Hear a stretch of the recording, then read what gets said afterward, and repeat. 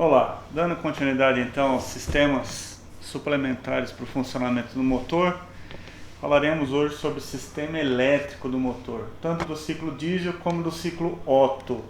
É importante destacar que a gente já falou sobre os sistemas auxiliares de alimentação, lubrificação e arrefecimento, e fechando com o último dos 4 sistemas auxiliares de funcionamento do motor, que é o sistema elétrico.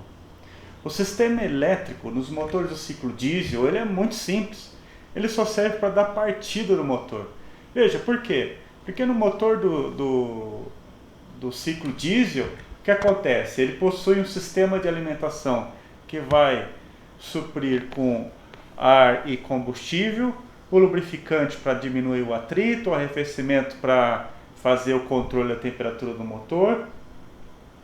E quem é que faz a geração do calor no ciclo da explosão? No caso, é o tempo de compressão que vai elevar a temperatura do ar ali dentro da câmara de compressão para alguma coisa em torno de 800 graus.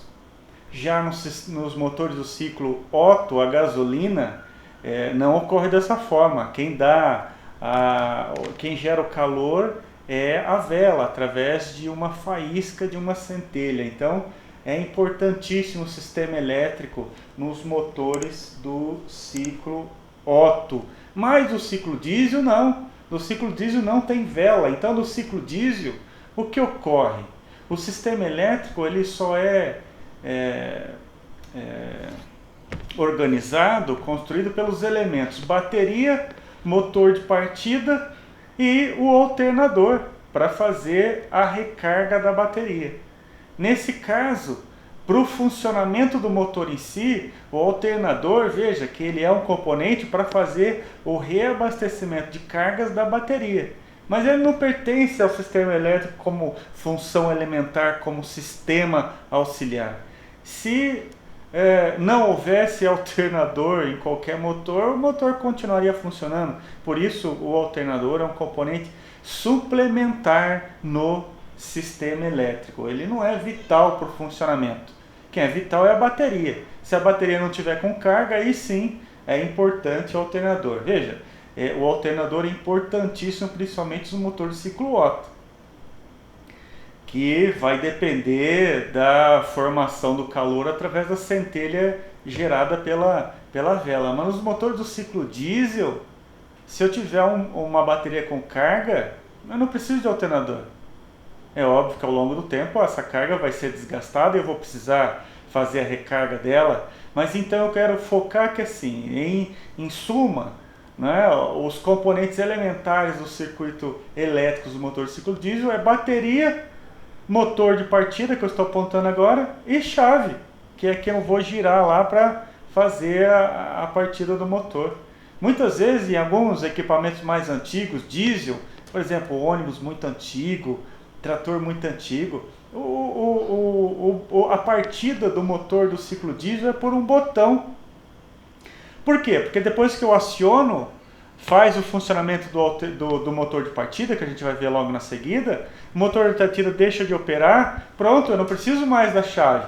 E como é que eu desligo esses motores então? Ora, os motores do ciclo diesel eles não são desligados em função do corte do circuito elétrico. Eles são desligados em função do corte do ciclo do diesel. O motor para de receber alimentação de diesel e o motor do ciclo diesel para para. Diferente do motor do ciclo Otto, que a gente vai e vira a chave e aí cessa o fornecimento de energia elétrica para a vela. Não é? Então, no caso do motor do ciclo diesel, são só esses elementos. Simples assim. É somente para dar partida no funcionamento do motor. Então, quem é a bateria? A bateria é aquela unidade que vai armazenar a energia elétrica através de elementos químicos.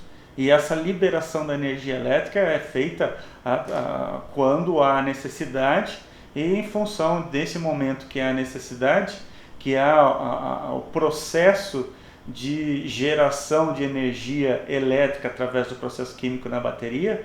Esse processo químico ele ocorre somente no momento em que eu dou a partida no motor, que é o momento que eu fecho os polos, e quando eu fecho os polos, as reações químicas dentro da bateria começam a acontecer. Tanto que se eu ligar um ferro aqui nos dois polos da bateria, vai sair uma faísca.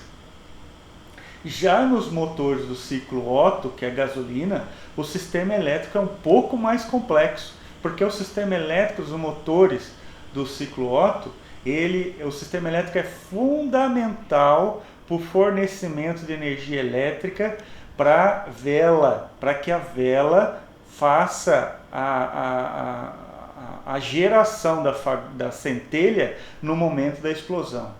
E como isso acontece? Como isso acontece a gente vai ver um pouco mais adiante, mas veja que nos motores de ciclo Otto, que eu quero apresentar nessa tela, é que além da bateria e do motor de partida, ainda óbvio que nos motores do ciclo Otto precisa de um motor de partida, caso contrário eu não consigo dar início ao ciclo de explosão, aos 4 ciclos do motores, né?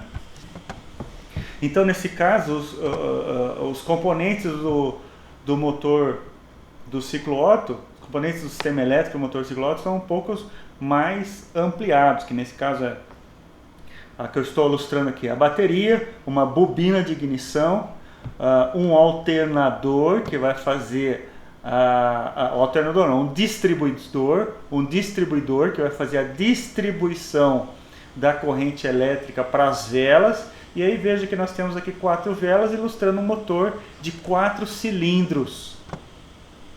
Cada um dos cilindros do motor precisa ter uma vela para o fornecimento da centelha. Vamos explorar isso um pouco mais detalhadamente daqui a pouco. Mas agora eu só quero apresentar, então, voltando, o motor do ciclo diesel é mais simples, só tem o motor de partida e a bateria.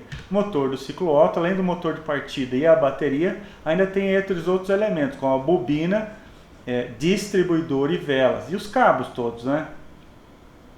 E nos motores mais atuais, o distribuidor convencional, ele é substituído por um outro elemento eletrônico, né, que vai fazer a distribuição dessas centelhas conforme o funcionamento dos motores.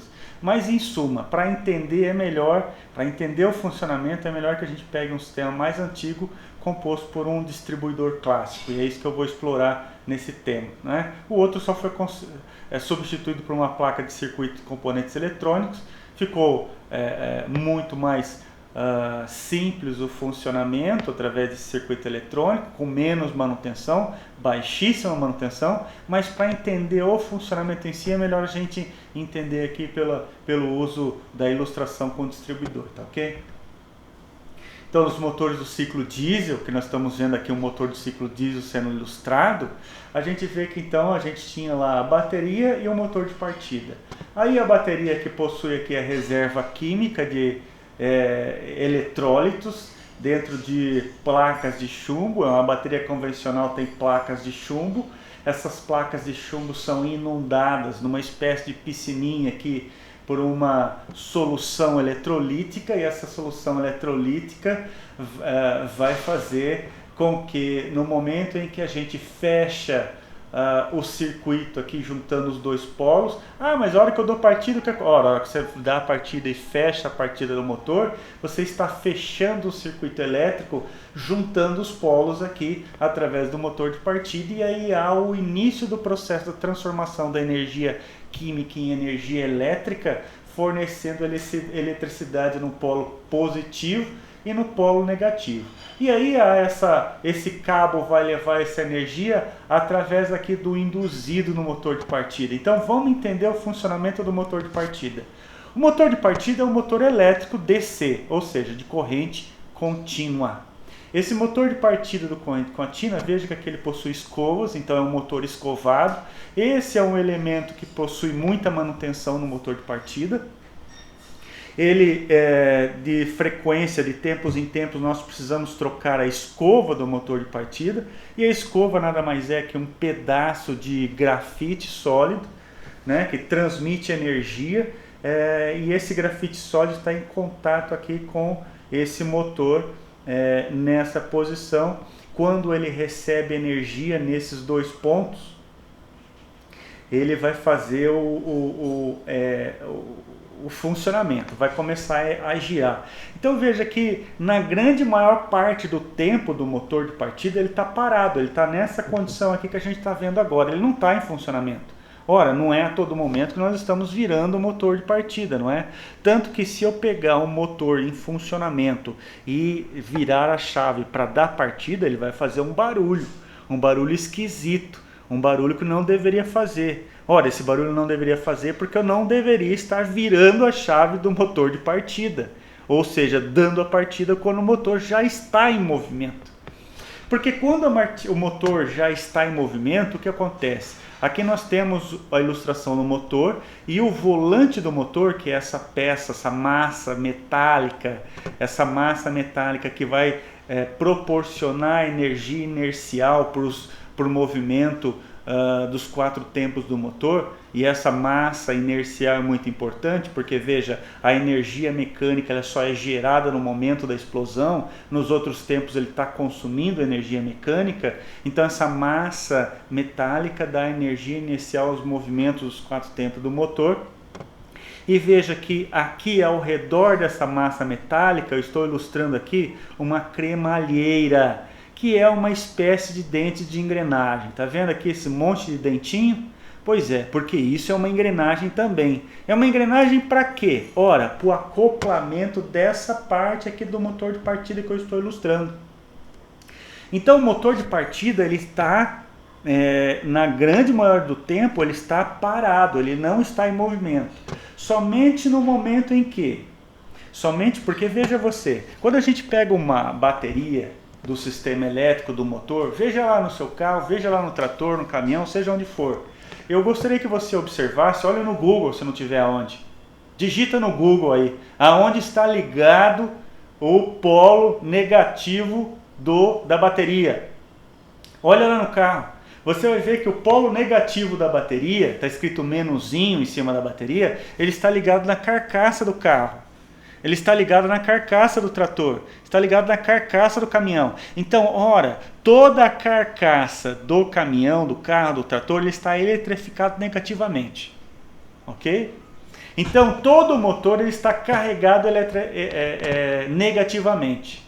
No momento em que eu dou carga positiva e eu alimento o motor de partida com carga positiva, eu vou fazer com que essa parte do motor de partida que se chama induzido gere uma energia eletromagnética, puxando esse eixo central que eu estou ilustrando aqui nessa direção.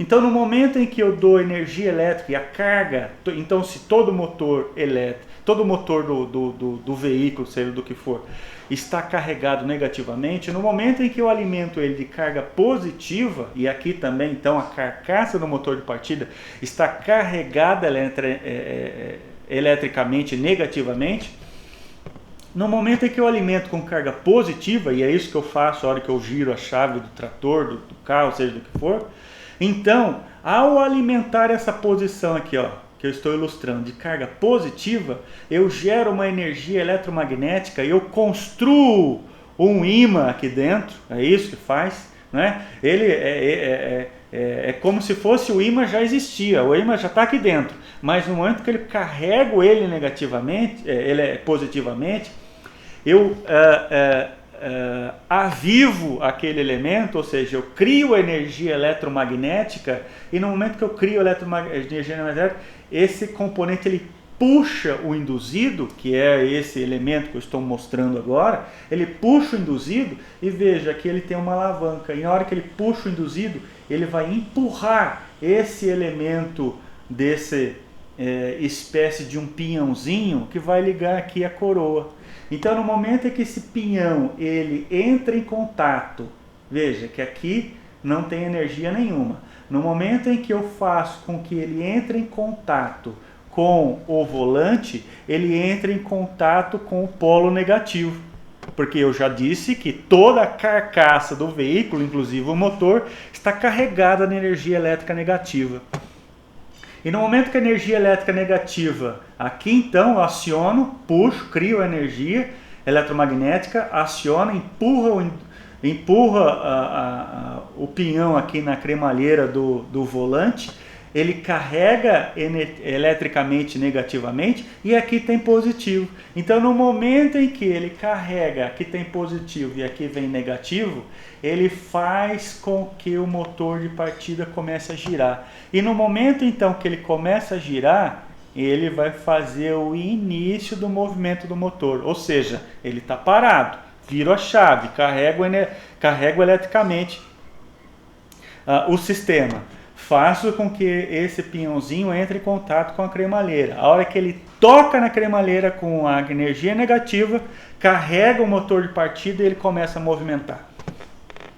Vamos ver essa ilustração numa parte bem simples. Por isso eu já abri aqui no YouTube um vídeo que vai ilustrar isso numa velocidade mais baixa que a gente vai conseguir enxergar. Então eu vou dar os créditos ao criador desse vídeo pela página que vai aparecer, ok? Então nesse caso, vamos colocar aqui, então a gente está vendo aqui o que? Nós estamos vendo aqui a parte do motor de partida, aqui nós estamos vendo a bobina do motor de partida, e aqui a gente está vendo aqui, ó, aquela partezinha que eu acabei de mostrar, ou seja, esse garfo aqui, ó, que vai empurrar o pinhão contra a cremalheira. Observe agora o que vai acontecer. Aqui nós estamos chegando à cremalheira, que no momento em que ela vai tocar no volante do motor, ela vai entrar em funcionamento. Observe. Correndo no automático, ele então puxa o garfo e empurra o pinhão na cremalheira. Parou. Ele já liga o motor também, que começa a girar. O motor girando. Por que ele continua a girar? Ele continua a girar em função da inércia. Então engrena, a hora que ele engrenou, né? Mas ele estava parado. Eu vou voltar aqui um pouco mais aqui, ó. Tá vendo? Tá parado. Ele só começou a girar no momento que ele tocou o volante do motor. Ok? Então, voltando aqui, esse é o funcionamento do motor de partida. Se não ficou claro, volte e veja esse vídeo novamente, que ele explica detalhadamente, e volta a minha explicação, obviamente. Tudo funciona em função de fechar o circuito. Toda a carcaça está negativa. A hora que eu viro a chave, eu dou partida acionando o positivo. Primeiro do induzido, que vai empurrar o motor de partida. E aí, a partir do momento, tá vendo o cabo aqui, ó? A hora que eu dou partida aqui, carrega positivamente também, através da escova, parte aqui do motor de partida. Entrou em contato e inicia o movimento. Começa a girar, começa a funcionar. E é por isso que eu preciso depois soltar a chave. Porque se eu não soltar a chave, o motor de partida ele vai estar constantemente tentando fazer o acionamento do volante, só que chega um momento em que em função dos tempos do motor, o volante vai pegar inércia e vai girar mais rápido que o motor de partida. Portanto, vai fazer aquele barulho lá que a gente está acostumado. Porque a rotação, a velocidade angular, ou seja, a rotação do volante vai ser maior do que o motor de partida é capaz de fazer e vai fazer barulho, porque ele só foi feito para girar no momento que a gente dá a partida mesmo. Então esse é o funcionamento. Então para isso, veja que o motor, né, ele vai acionar o volante eu já falei qual é, né, a gente já pegou essa tela aqui de uma outra aula, né. Agora no motor do ciclo Otto, além do funcionamento do motor de partida, que eu já expliquei em detalhe agora, o motor do ciclo Otto ele tem também o funcionamento do sistema elétrico como parte elementar para o suprimento de fagulha aqui na vela de energia elétrica na vela, que é a vela que vai criar aquela fagulha, né? Fagulha é o que? É como se eu fosse lá e na tomada e ligasse um polo com o outro. Vai gerar uma fagulha, uma faísca. Só que aqui é uma faísca controlada com uma proporção necessária ou suficiente para fazer a explosão lá da mistura ar e combustível que tem aqui na câmara de compressão do motor do ciclo Otto. Então como é que funciona? Veja. No momento em que, no motor do ciclo Otto, a hora que eu ligo a chave do motor, veja que eu ligo a chave e para dar a partida eu vou mais um pouquinho, ou seja, giro mais 90 graus e a hora que eu solto ele volta a 90 graus. Mas para desligar mesmo eu preciso girar 180 graus, girar 180 graus e aí ele para, porque ele vai desligar o sistema elétrico também. Então no motor do ciclo Otto, no momento em que vira a chave 90 graus, ele liga, aciona todo esse componente, esse sistema elétrico. Para dar partida eu giro mais 90 graus, aciono o motor de partida, inicio o movimento do motor, solto a chave, ele volta a 90 graus, mas não desliga, porque para desligar eu preciso girar mais 90 graus, totalizando 180 graus, não é? Então eu giro 90 graus, aciono o motor, aciona o sistema elétrico. Giro mais 90 graus, aciono o motor de partida e inicio o movimento. E na hora que eu aciono então a chave de ignição, o que vai acontecer? Eu vou, então veja que aqui o circuito, olha só onde está ligado aqui o cabo negativo, ó. Como eu comentei da outra parte, está ligado à massa. Que massa? Ora, a massa do motor, ao chassi do carro, seja do que for. Então, o negativo está ligado à massa. E o positivo está aqui na chave parado. No momento em que eu aciono, ligo o contato, ó, fecho o contato. Faço com que haja passagem de carga positiva na bobina. E essa bobina, por quê? É um componente necessário para elevar a tensão dessa carga que vai ser distribuída lá na fagulha, lá na vela. Porque a bateria tem uma carga de 12 volts. Ora, 12 volts dá uma faísca lá que a gente vê, né? 12 volts dá uma faísca lá que a gente está acostumado, né? Se eu pegar lá um fio e ligar os dois polos da bateria, vai dar um choque lá, vai saltar uma fagulha. Mas essa fagulha não é suficiente, ela é pouquinha, né? Eu quero uma fagulha mesmo, eu quero gerar energia, bom, então eu preciso elevar a tensão. E é como se fosse, para fazer um comparativo, sabe aquelas máquinas de solda? Máquina de solda através de... aquelas máquinas elétricas de solda de serralheiro, a gente não consegue nem olhar para aquela fagulha, não é? Porque aquilo tem muita tensão, aquilo lá elevou. Então é parecido com aquilo, tá certo? Então, a bobina é um componente elétrico do circuito elétrico que vai elevar a tensão da bateria. De quanto? De 12 volts para 15 mil volts. É muita. Só que por outro lado, para aumentar a tensão eu tenho que perder de outro lado, segundo a física, né? Então eu perco em corrente, eu perco em amperagem. Mas ele elevou lá a capacidade de tensão para 15 mil volts. Ora, então ele gera aqui, e aí gera 15 mil volts que está saindo nesse fio, que vai para onde? Para o distribuidor. Então o distribuidor tem esse nome porque é ele quem distribui a energia elétrica. Distribui para quem? Para as velas. Então veja que aqui o distribuidor ele recebe a energia da bobina ao centro e é que leva aqui essa energia, leva aqui para um rotor. Veja que esse rotor aqui ele está ligado a quem? Ele está sincronizado com o funcionamento do motor. Veja que aqui no motor tem aqui ó, um eixinho que está ilustrando essa sincronização. Com quem? Com o distribuidor. Porque se o distribuidor estiver fora de ponto, se ele estiver fora de ponto, esse é o termo dado pelos mecânicos, não é? Se ele estiver fora de ponto, a centelha vai ser dada ou vai ocorrer num tempo incorreto. Ou ele vai ocorrer num tempo anterior àquela necessária ou posterior àquela necessária. Então o motor vai estar fora de tempo. E se ele estiver fora de tempo, se ele atrasar a explosão, ele gera uma energia diferente, não é? Que ele vai dar um barulho esquisito lá no motor, parecido com o barulho de bater duas chaves inglesas. Pega duas chaves inglesas e fica batendo, o motor fica fazendo esse barulho. Ou se ele explodir antes, ele não vai ter uma explosão no tempo correto ainda, por quê? Porque ele não subiu totalmente até o ponto morto superior. Ora, então se ele explode antes de chegar no ponto morto superior, ele já começa a detonar querendo empurrar o pistão para baixo, então ele explode adiantado, ou seja, vai perder energia mecânica. O motor não vai render aquela potência que é necessária.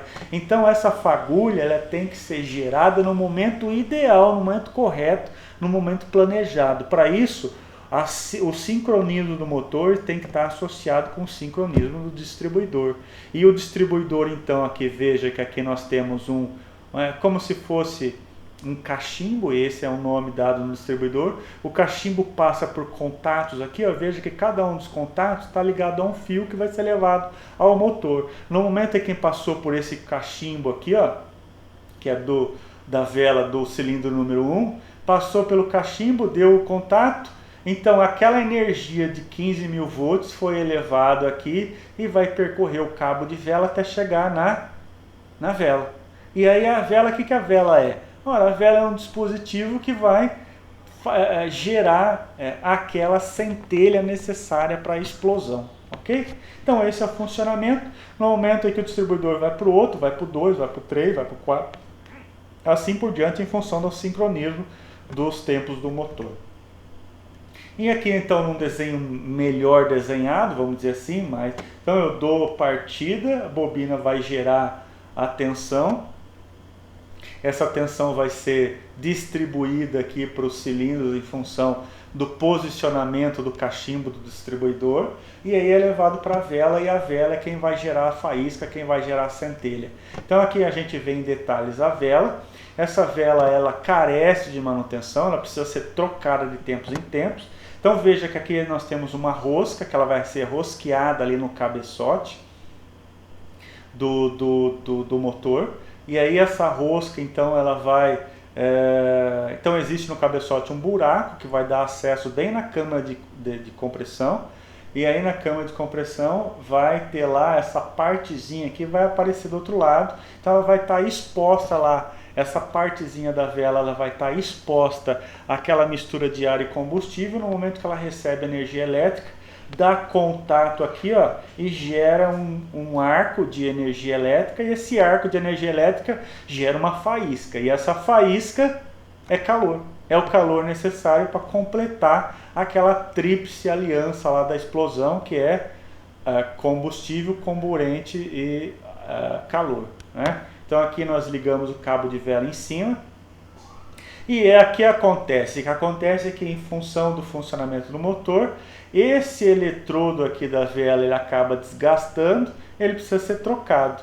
E muitas vezes também, em função da sujeira do combustível, vai lá colocar uma gasolina ruim, uma gasolina cheia de porcaria dentro da gasolina, acaba fazendo com que haja acúmulo de material graxos aqui nesse elemento. Ora, se nessa posição do eletrodo vai acumular um monte de porcaria, vai fazer com que tampe o contato aqui entre a massa negativa. Veja que aqui está com a massa negativa. Eu não disse que o bloco do motor ele está carregado negativamente? Então aqui tem massa negativa. E no momento que recebe o positivo aqui vindo da buzina, da bobina, ele vai soltar a faísca. Só que se tiver tudo aqui envolto de material oxidante, né? Ou material de ácido graxo em função da gasolina ruim, uma gasolina cheia de porcaria, vai tampar o eletrodo e não vai gerar a faísca daquela proporção que é necessária, vai acabar diminuindo a energia mecânica gerada em função da queima incompleta dos gases da mistura, e aí vai acabar diminuindo e prejudicando a potência do motor. Bom, o sistema elétrico é isso, e para completar, para não ficar só com isso, que é bem simples mesmo, para completar, vamos completar esse tema aqui falando agora de biodiesel em tratores agrícolas. O que é importante de biodiesel? O que é biodiesel? O que é B10, B5, B100? E por que isso é importante em tratores agrícolas? Bom, primeiro de tudo, é importante em trator agrícola, por quê? Porque tem um monte de químico no mercado, sabichão, que vai lá e pega a soja que ele faz, moe a soja, produz um óleo de soja que não passou pelo processo químico de transformação em biodiesel, é simplesmente óleo bruto, óleo vegetal bruto, coloca no trator, o trator funciona, vai dar aquele cheirão de pastelaria, né? Vai ser um cheirão de pastelaria danado, e ele funciona. Né? E o cara vai, pô, eu produzo aqui meu próprio combustível, né? E ele está achando que está fazendo o melhor dos mundos da economia que passa pela cabeça dele. Então é importante dizer aqui o que é biodiesel, o que é óleo vegetal bruto e o porquê não se pode de maneira nenhuma fazer uma burrice dessa. Vamos lá. Os óleos de biodiesel, então, o que é o biodiesel? Biodiesel é um produto proveniente, é um produto de bioenergia, não é? É um combustível, é um tipo de combustível proveniente de óleo vegetal. É muito importante, não necessariamente de óleo vegetal, né? Ele pode ter outras fontes de materiais graxos, pode ser, por exemplo, de gordura animal também. Dá para produzir biodiesel. Nossa, dá para produzir biodiesel de banha de porco, de banha de boi, dá. A gente vai ver daqui a pouco o quanto isso é importante dentro da matriz energética brasileira. Mas o biodiesel, então, é um óleo combustível proveniente de uma fonte renovável, não é? E aqui eu quero dar a minha contribuição enquanto técnico. O que é o renovável ou não é? Será que isso é importante para a nossa matriz energética? Não é? Eu penso o seguinte, é muito importante a gente parar para pensar nessa questão da nossa matriz energética e da importância do biodiesel para a matriz. O que ocorre é que nós produzimos bastante soja. O Brasil, produz bastante soja, o Brasil produz bastante milho e a gente começa a fazer muito álcool de milho e está usando grande quantidade de soja, o grão soja, para fazer biodiesel, porque está na nossa lei que o Brasil tem que colocar óleo renovável no diesel e fazer uma mistura. Mas eu fico pensando às vezes o quanto isso acaba impactando no processo de geração de alimentos. Por quê?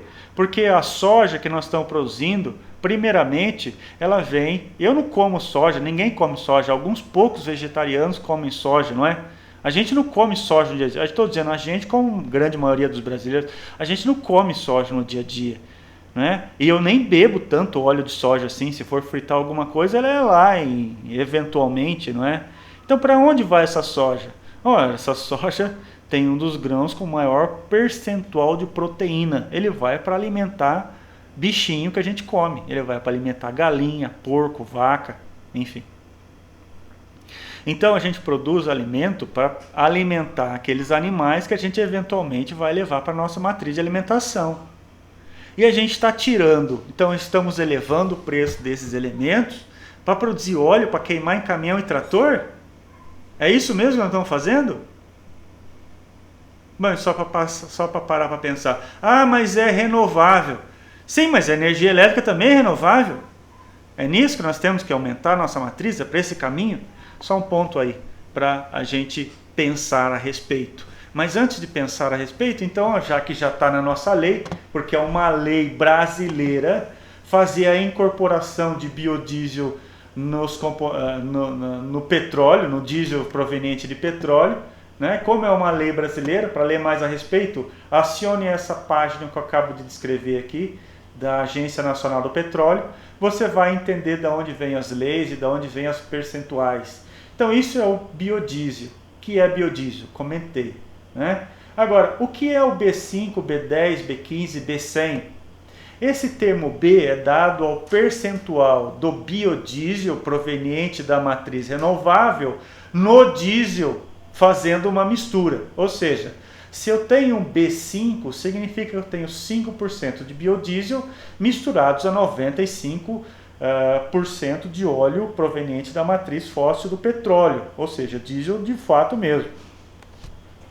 Se eu tenho B12, eu tenho que essa é a nossa lei para 2012, aciona essa página aqui, ó, março de 2020, a Agência Nacional do Petróleo comenta lá que o nosso percentual de biodiesel deve ser 12%. Ou seja, 12% de biodiesel da matriz renovável para 12 da 88, né? 88% da matriz de petróleo, proveniente de matriz fóssil. Então veja você, nós temos um cronograma para aumentar até o B15 em 2023. B15 significará então, naquela oportunidade, 15% do biodiesel. Então nós estamos cada vez mais aumentando o nosso percentual de biodiesel no diesel, e para isso nós estamos retirando uma quantidade enorme de soja, principalmente, que era para alimentar animais, que nós estamos transformando para queimar em caminhão. e trator. É isso que nós estamos fazendo. Não estou falando se isso é certo ou errado, eu só quero que a gente pense a respeito. E é isso que nós estamos fazendo. Então veja que nós temos no Brasil diversas plantas de produção de biodiesel autorizadas pela Agência Nacional do Petróleo. Aqui eu dividi o Brasil em dois, só para a gente aumentar aqui e facilitar, tirei isso, uma informação recente. Veja que os pontos amarelos são operações, usinas de biodiesel que produzem até o máximo, veja que é no amarelinho, até o máximo de 1.500 metros cúbicos por dia, ou seja, 1,5 milhão de litros de biodiesel por dia. É muita soja que tem que moer para fazer isso. É muita soja que tem que moer. Veja que nós temos aqui uma grande quantidade de indústrias de biodiesel instalados no norte do Rio Grande do Sul, que é uma grande região de grãos no Rio Grande do Sul. Algumas no Paraná aqui, né? Principalmente também essa aqui é uma região de grande produção de grãos.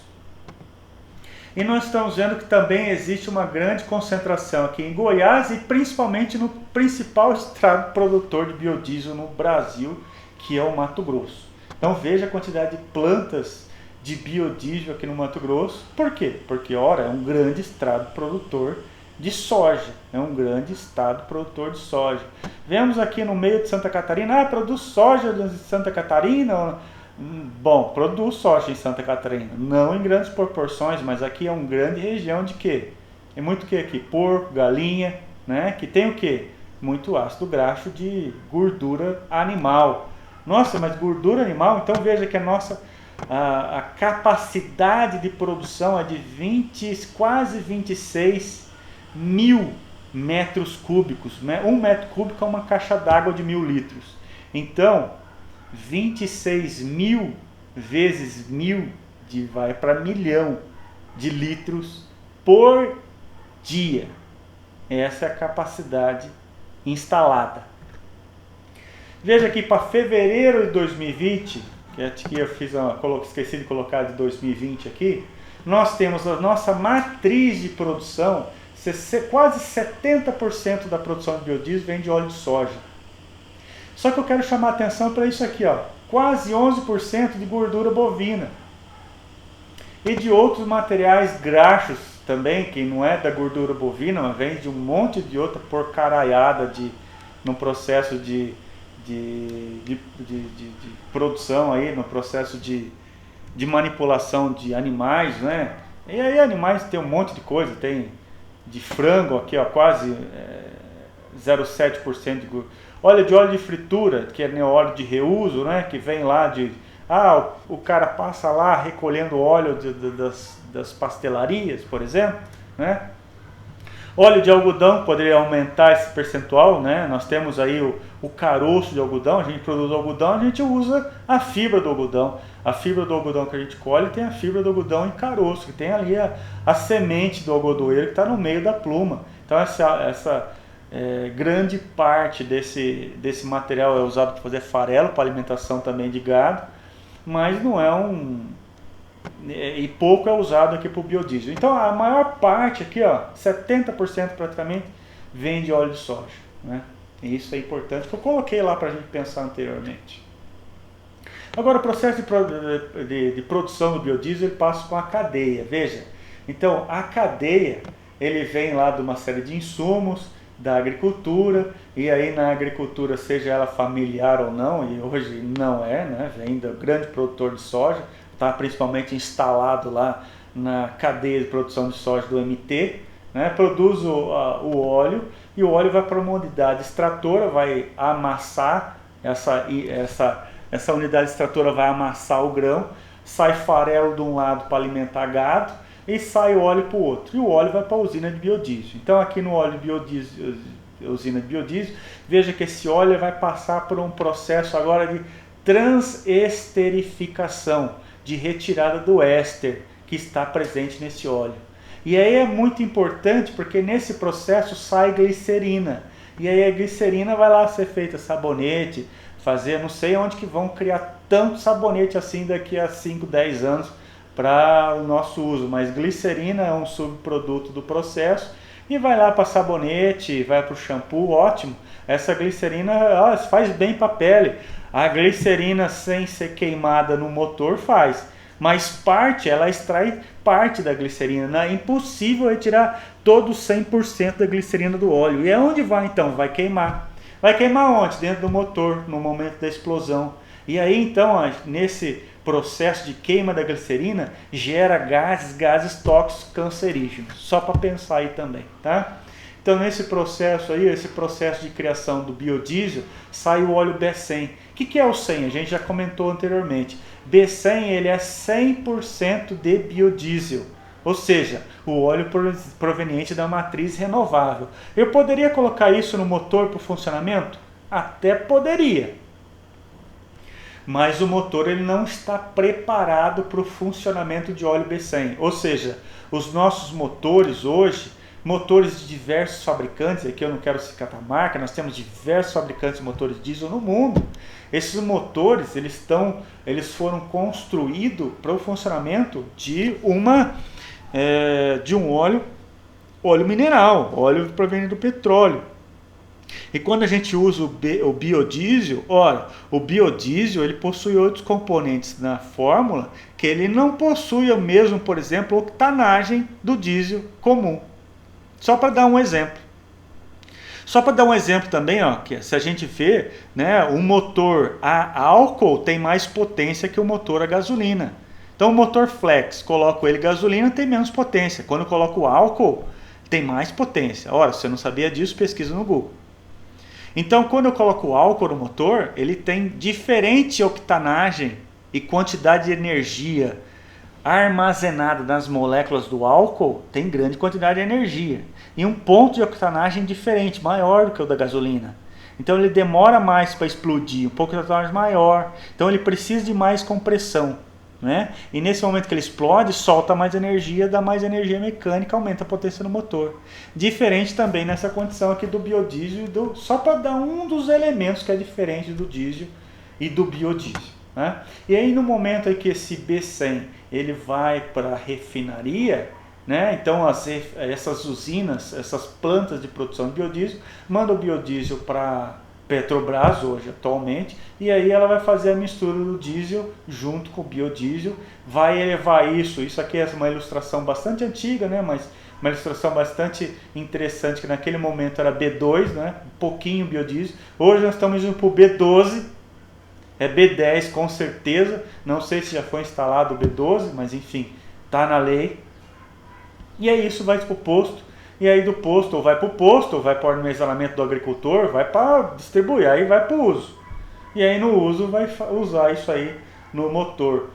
Então, mas o que isso vai trazer? Então aqui, o processo de fabricação do biodiesel, pega o óleo vegetal bruto, ele passa por um processo de transesterificação, saindo glicerina. Essa transesterificação ele juntou álcool anidro mais um catalisador num processo químico dentro da planta e sai o biodiesel. Então sai o biodiesel como produto principal e subproduto glicerina. Só que é importante enfatizar novamente que nem toda a glicerina é retirada do biodiesel. E aí o que acontece? Acontece isso que a gente está vendo aí. Esse não é o caso do biodiesel, tá bem? Não é do caso do B12. Mas eu poderia pegar esse óleo vegetal, se eu pegar aqui o óleo vegetal bruto e lá esmagar na propriedade, coloca no trator, ele funciona? Bom, funciona por algum tempo.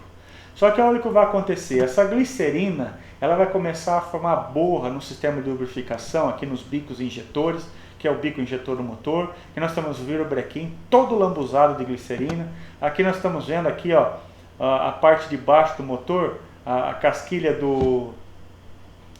da bronzina, que nós estamos vendo a bronzina do lado de dentro, aqui é onde faz a amarração por baixo aqui do eixo que vem do pistão, que é dado pelo pivô aqui, biela, a biela é ligada ao virabrequim, aqui faz a amarração por baixo da biela, e aqui nós temos canalículos, aqui esse ponto que eu estou ilustrando é um furinho, que deve deixar a passagem de óleo lubrificante para lubrificar a casquilha aqui do virabrequim, e aí não deixar que ocorra, por exemplo, um superaquecimento e com o uso contínuo virar a fundir o motor. Então veja que toda essa borra é em função do quê? Da glicerina do óleo vegetal bruto. Né? Então nunca se deve usar óleo vegetal bruto, esse é um exemplo de 100% de óleo vegetal, vai formar borra no motor. Nunca, nunca usar.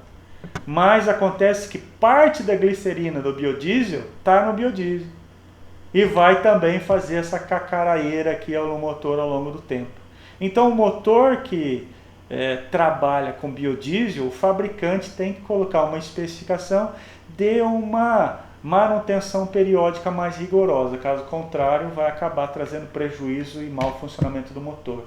Então, orientações para o agricultor para o uso de motor que utiliza biodiesel. Sempre.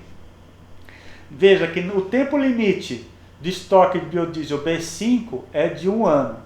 Conforme eu aumento essa proporção, e hoje nós estamos indo para o B12, veja que o B20 é de 6 meses. Então veja que não dá para estocar biodiesel na propriedade por 1 ano. O agricultor é obrigado, segundo a recomendação técnica, por base em experimentação, que vai acontecer o quê? Vai acontecer degradação nesse biodiesel. Ele precisa fazer compras escalonadas ao longo do ano. Caso contrário, o biodiesel que está junto do diesel que ele já compra hoje, está indo para o B12, vai sofrer degradação, né, e vai causar prejuízo à maquinaria, à frota do agricultor. É importante verificar a tampa do tanque, que se não tiver vedada adequadamente, vai absorver mais umidade do ar. E aí, observando mais umidade do ar, vai acontecer maior condensação de água. Por quê? Porque a glicerina do biodiesel absorve a água do ar, a umidade do ar com facilidade. E vai trazer mais água para o diesel. Vai sobrecarregar o funcionamento do sedimentador. E com isso também, em função dessa borra aqui, ó, que não tem como tirar toda a glicerina do diesel, vai precisar trocar o filtro com maior frequência. E aqui eu coloco de novo uma manutenção obrigatória hoje em dia, não é? Trocou o óleo do motor, troca o filtro.